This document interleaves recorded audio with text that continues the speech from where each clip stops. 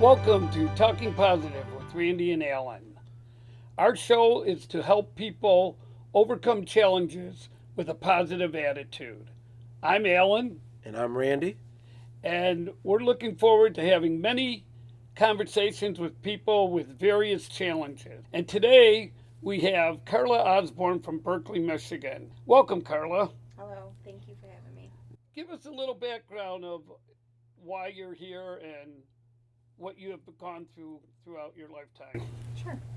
Um, I am here, I believe, because I have learned how to get through life with being positive and not letting things drag me down. I started off with having a diagnosis of a learning disability that wasn't diagnosed until I was a freshman in high school. I had struggles along the ways until that was finally diagnosed. Um, and being told there were a lot of things in life that I wouldn't be able to do, that I have come along to prove them wrong. All the way up to 10 years ago being diagnosed with MS and not allowing that to control my life. Tell me a time where you first learned that being positive was the way to go. Like something might have happened and you had no other alternative but to be positive. Can you talk about that a little bit? Yeah. I think the biggest challenge that I was met with was getting my diagnosis for MS. And when I did get the results, I cried. I gave myself like 5 minutes to cry. And then I stopped and I thought about it. And I thought, okay, I'm not going to die right now. I can still walk. I can still do all these things in my life. I need to do everything I can do that I want to do now and not let this hold me back. And so I think being in that mindset has made me push myself further and harder to accomplish more things in my life. Going back to when you were talking about learning that you had a learning disability, Mm-hmm. um, how did that come about? How did your parents react? I don't know if you have siblings or not. Yeah. How did the family react? Throughout the years, I struggled through school. And at the time, it wasn't really prevalent for people to be tested. It was something that you really had to fight for to have your child tested. My test scores were low in, I think it was like math and, or no, yeah, math and science, or math and English, sorry. But I like excelled in science. And it was always brought up as she's just not trying hard enough. She's not, she's not putting in the effort. It was a lot of pass fail that was that I went through. I was always the great kid. She's so wonderful. She's so nice. She's so helpful, and that's kind of how they pushed me along. Um, Finally, getting into high school, that's a whole new ball game there. And being thrown into going from class to class with all these different kids, and it's not just one small classroom working with somebody. Uh, my parents really started to see a lot of my struggles like really come to surface. And so they finally pushed and were able to get me tested through Oakland County schools, with the help, I believe, of my pediatrician at the time, writing a recommendation letter and getting a diagnosis of dysgraphia, which is I would transpose things, copying from the board to the paper. It's a form of dyslexia. So, like when I was typing, I could, if I saw the word cat in my head, I pictured a cat. I didn't picture the letters CAT. My brain didn't work like that. So once that was finally, a diagnosis was there and I was able to get the support, it did change things, but I also had struggled for so long and I had been treated with such negativity from everybody, that I just didn't like school at that point. It really turned me off of everything. Looking back on it now, I think if things had been treated with more of a positive spin to it, obviously I think things may have been a little bit different for me. Not sure if I would have changed the pace of, where I went with go after graduation of what I've done with my life as far as work goes. but it may have changed my attitude, I think, a little bit more, being more positive. And I think that changes a lot of things, is how you react to them, and how you let things affect you, not allowing those negative things to control you. What about like what did you know about MS before you got it, and then what have you learned since that has allowed you to stay positive and live a I guess a beneficial and healthy lifestyle now? Yeah, I really didn't know much about MS. Like most people, if you don't know somebody who has MS, it was everything you saw on TV. And it was like, oh my God, they're in a wheelchair. Everything's just going downhill from that point. Since then, I've learned about all the different types of treatments there are, the different types of medications, different therapies. Just because I have that diagnosis doesn't mean that I'm going to be in a wheelchair. I mean, sure, it's a possibility. There's a possibility of being in a wheelchair for any illness in life. It has slowed me down in some things. I have balance issues, so I'm not running a 5K anytime soon. But I find workarounds. It takes me a little bit longer to go up and down stairs, just because, again, with my balance is off. I've learned that it is a disability, but it's not defining. It's not going to define me. And so I've been able to really educate a lot of people with it, because I'm very vocal about it. It is a silent disease, because you look at me and you wouldn't know there was anything wrong with me. Even watching me walk, you wouldn't know anything was really wrong with me unless you really paid attention. Right.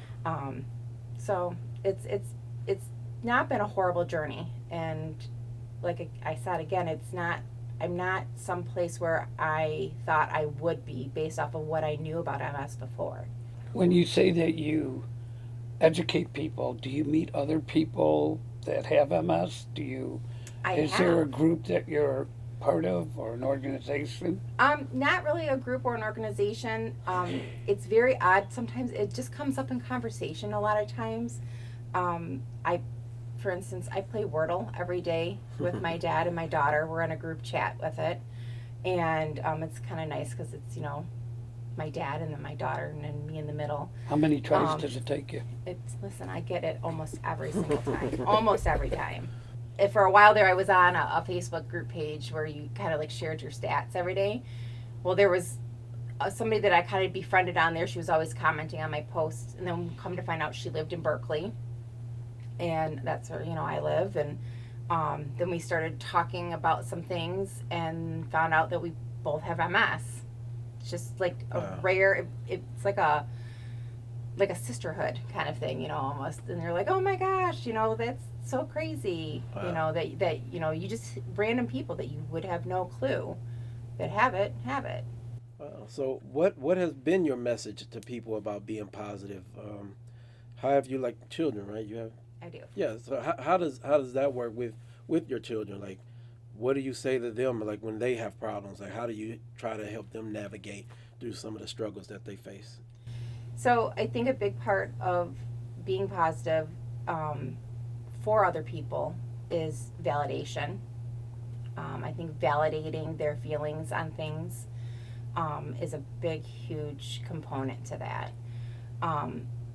Also, not problem solving for them, but helping them figure out how to problem solve for themselves.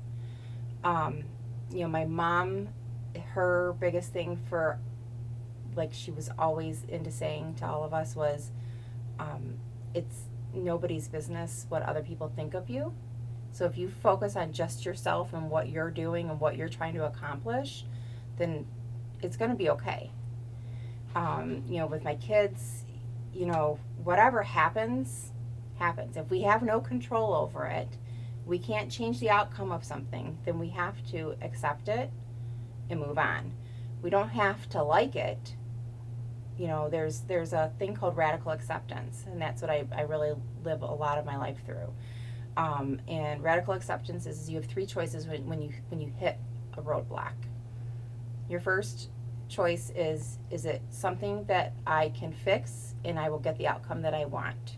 Or am I going to accept it because I can't change it and I'm just going to move on, but I don't have to agree on it, but I'm not going to be miserable with it?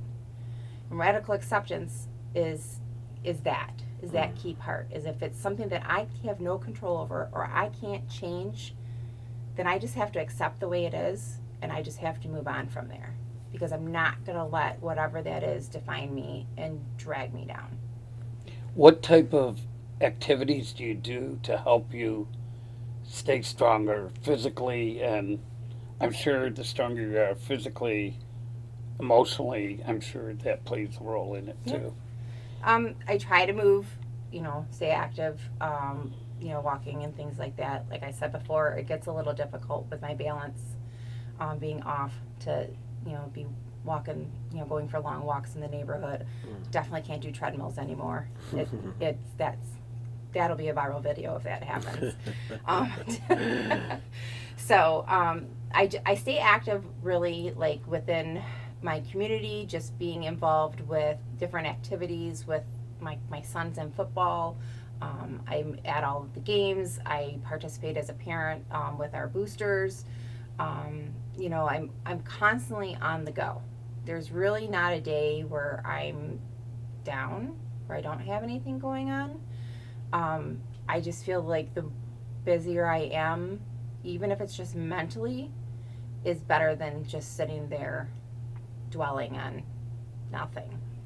How did your contemporaries react when they heard, or do they even know, that you have MS or that you had the learning disability? Including the kids, like how did they kids react to you in high school? Were they mean? Were they nice? No, see, when we were in high school, things are so different now than they were when we were in high school. Very much so. I know. Like my daughter's friends, when she's gonna be 21, they were discussing like their grades and stuff with each other. Are you kidding me? My friends and I never talked about our grades. I mean, the only time we knew if somebody wasn't doing good in school is because report cards came out and they were grounded. And that was it. Nobody knew anything else. Now it's like it's all over the place, and they talk about averages and everything. It's nuts. No, I had a good core group of friends in high school, and I don't think that anybody really paid attention to it. There was a couple of my friends in my core group that were already had been receiving assistance in school and support. It just never was anything that anybody really made a big deal about or a difference with. As far as my MS goes, pretty sure, the people that I'm still in contact with through social media know, obviously, because I do post. March is MS Awareness Month.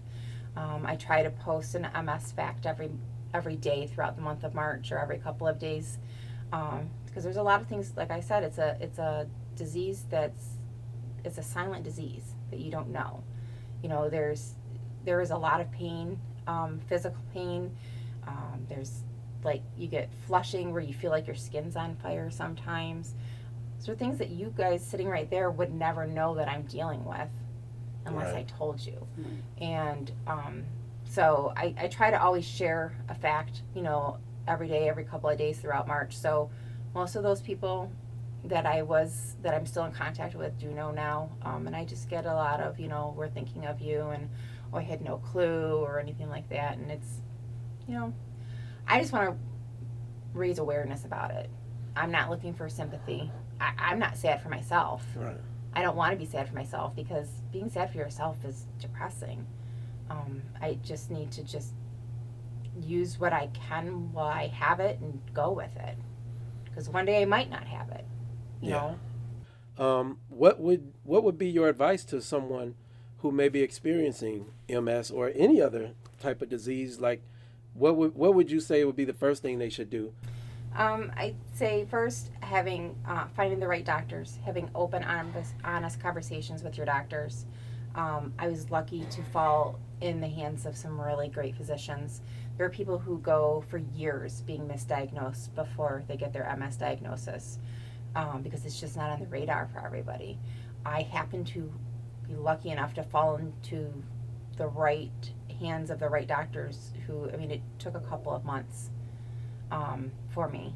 So keep pushing to find the answers that you're looking for. To know that it doesn't define you. To read up on, the ms.org website. There's tons of facts and tips on there and support.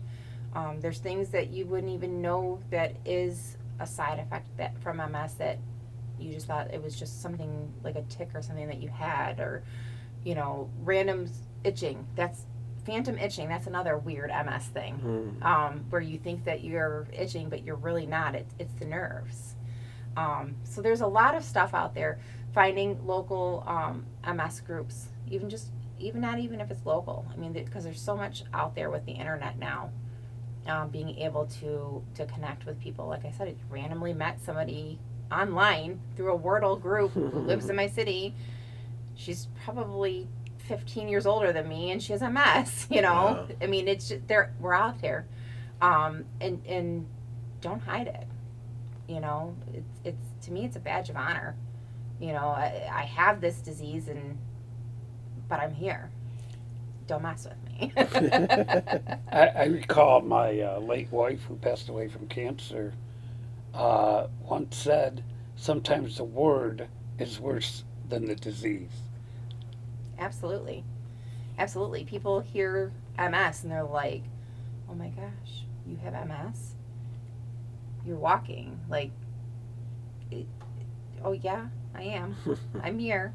It is. She was right for that. It's that word, because when people don't know something and they don't understand it, they automatically go to all the negatives with it.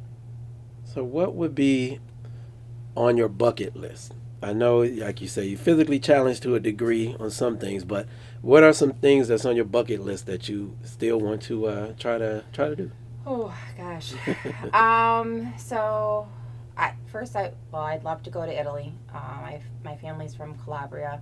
I would love to go to that region of Italy. I think that's a good thing on my bucket list. More locally, like within the states, I Skydiving? oh gosh, no, the heights.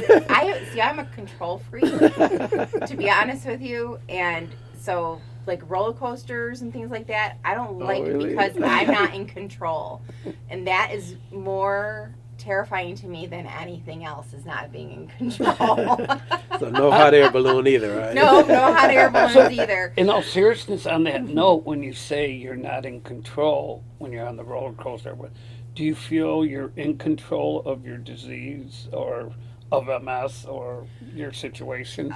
I do, because I have learned, they're like, so one of my symptoms is vertigo. And for anybody who doesn't know what vertigo is, that is like where I'm sitting right now. And if I was sitting completely still, my whole body and my brain would feel like I was going upside down on a boat. And you have no control over that. And it will knock you flat on your butt. And I have spent days in bed because it's been really bad. But I've learned that there are stretches that I can do.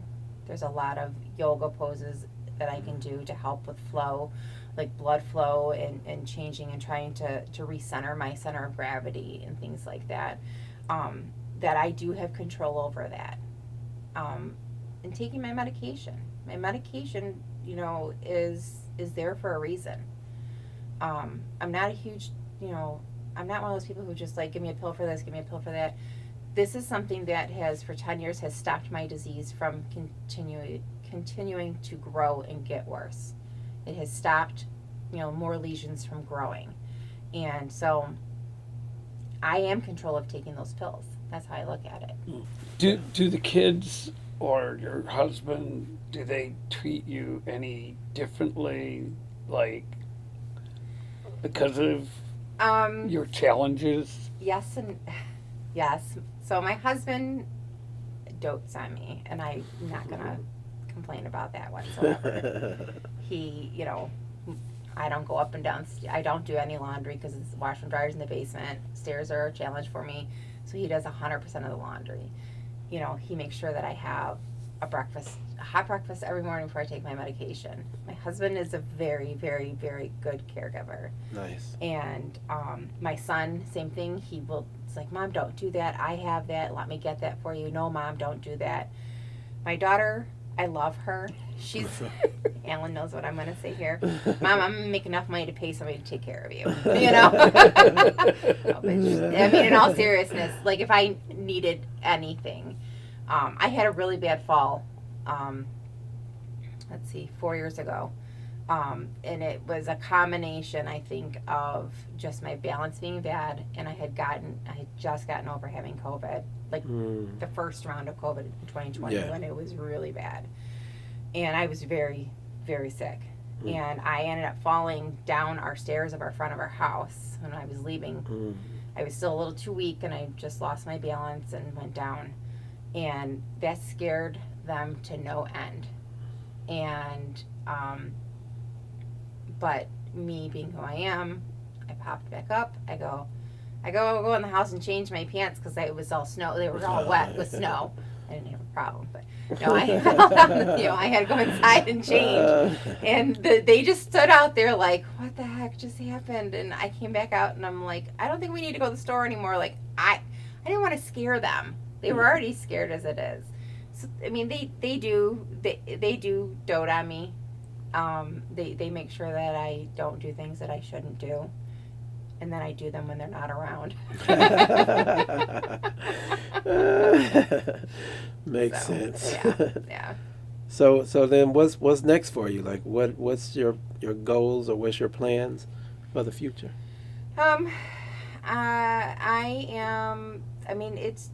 I try to just do day by day. My daughter, she has a little over a year left at Wayne State.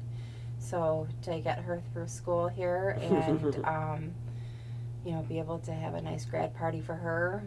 My son will graduate not this coming year, but the next. He's a junior. So get them through. And I know that eventually I'm going to probably have to move out of the house that I'm in because it is a lot of stairs. My house is 100 years old. So looking for something more in a ranch, something that's just more feasible for me to get around and do things. Try to adapt myself, but I want to be able to travel. I'm not going to let any of this stop me from traveling and doing things. I want to get in Washington and do some stuff. I want to, Italy, I just want to do the travel. I just want to get out there and see things and do things as much as I can. So getting my kids, though, through their schooling is my number one priority before I can have my time. Your son's a junior in high school. Yes, right? Junior in high school, yes. Cool. That's great. Yeah. Well, Carla, you have a great attitude and Yeah.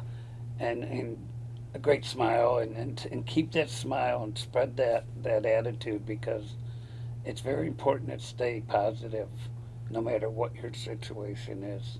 And I would just ask one last thing, like what is a positive quote or positive word that you would share with the audience or with people that you just might run into? What's one advice of positivity you would give? Let's see. In my mother's words, my mother's my best friend, if you can't tell. All right. Don't worry, nobody will notice. That's her answer to everything. Don't worry, nobody will notice. I had a nightmare the night before my wedding that my wedding cake didn't come. We got a cheesecake, Sara Lee cheesecake for 200 people, in my dream. And her thing was, don't worry, nobody will notice. So, nobody will notice.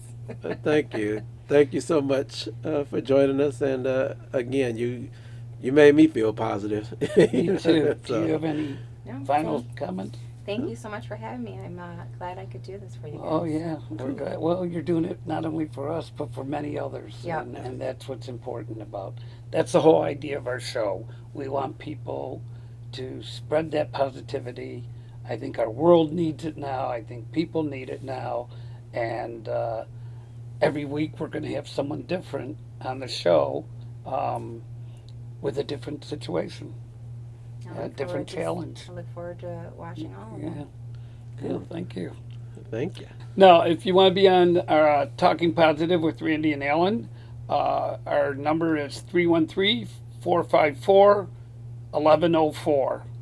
And our email is talkingpositivepod@gmail.com. We look forward to seeing many more positivity throughout the year. Thank you, Randy. Yep. See you next time.